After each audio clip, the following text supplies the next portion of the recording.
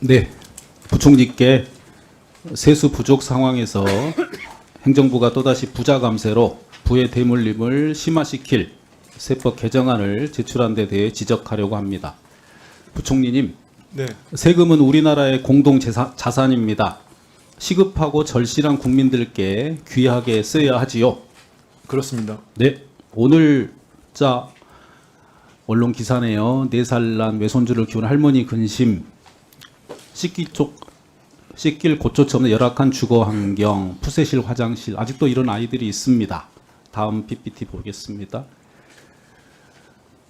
2022년에 최소 주거 기준 미달 가구가 83만 가구랍니다. 그 중에 우리 아동들은 94만 명이 소위 주거 빈곤 상태에 있다고 합니다. 이걸 그대로 놔두면 저희가 어른으로서 자격이 없다라고 생각합니다. 다음 PPT 보겠습니다. 윤석열 정부가 역동 경제 로드맵에서 서민 중산층 주거 서비스 혁신이라는 걸 발표하셨어요. 근데 문제는 혹시 지난 2년 동안 최소 주거 기준 미달 주거를 개선하기 위하여 정부가 1년에 몇 가구씩 제공했는지 혹시 부총리 알고 계십니까?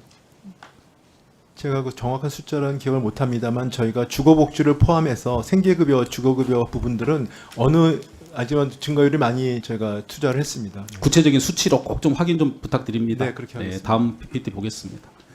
장애인 복지 지출이 우리 OECD 3분의 1 수준이고 꼴찌에서 5번째라고 합니다. 장애인 차별협회연대가 정부에 작년에 권리 예산을 1조 5천억 원 요구했지만 거절됐고 271억 원 증액안도 반영되지 않았습니다. 결국 기재부에서 반대했다는 것으로 알고 있습니다. 다음 보겠습니다. 올해 오늘 증가율은 꽤 되는 걸로 알고 있는데 오늘 나온 얘기들입니다. 네, 네, 지금 확인해 결국 우리 장애인분들은 이동권은 이 기본권 중에 기본권이거든요. 이 현재를 침해받고 있습니다.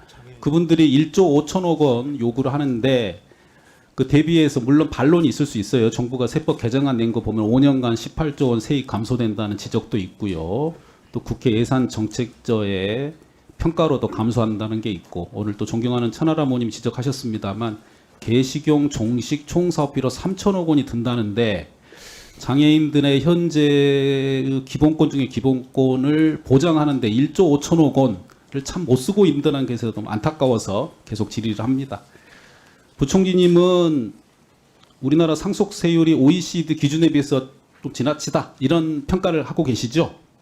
네, 그렇습니다. 그러면 OECD 기준으로 주거 빈곤 아동이나 장애인 기본권 부분은 어떻습니까? 이대로 계속 가야 되나요?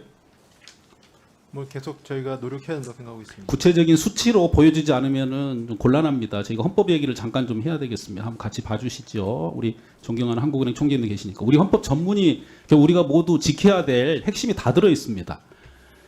자유민주적 기본질서, 모든 영역에서 기회를 균등히 해야 되고요. 능력을 최고도로 발휘하게 하고 또 책임과 의무도 완수하게 하고 국민 생활의 균등한 향상을 기하도록 하고 있습니다. 다음 PPT요. 결국 대한민국 헌법은 국민이 5,100만 정도 되십니다. 헌법 1조 1항에 민주공화국인데 이거 특별한 의미를 사실 힘을 못 가져요. 민주, 국민이 주인이다. 공화, 모두에게 이익이 되는 나라를 만들자는 거고요. 핵심은 두 번째죠. 인간의 존엄과 가치를 보장을 하겠다는 겁니다. 그 수단이 민주적 기본질서 그리고 자유민주적 기본질서입니다. 이건 정치적인 질서를 말하는 거거든요. 그대로 있어야 됩니다. PPT 다시 돌아가세요. 앞으로.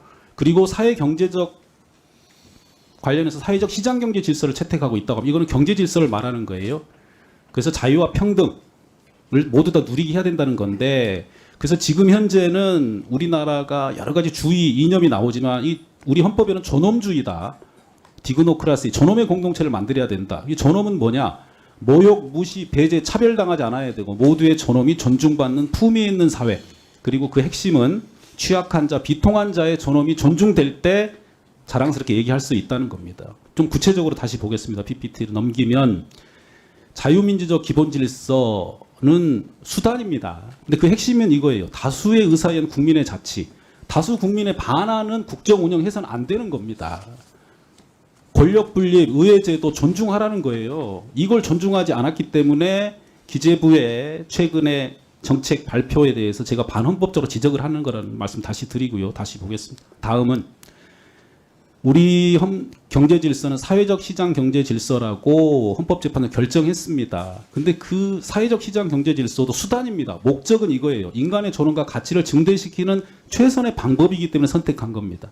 다음 PPT요. 결론적으로 인간은 헌법적으로는 태어나면서 존엄한 존재 맞습니다. 그러나 의미가 없어요. 힘이 없어요. 왜? 출생이 이미 운과 불행을 좌우하거든요. 우리가 사회적 관계적 존재지 않습니까?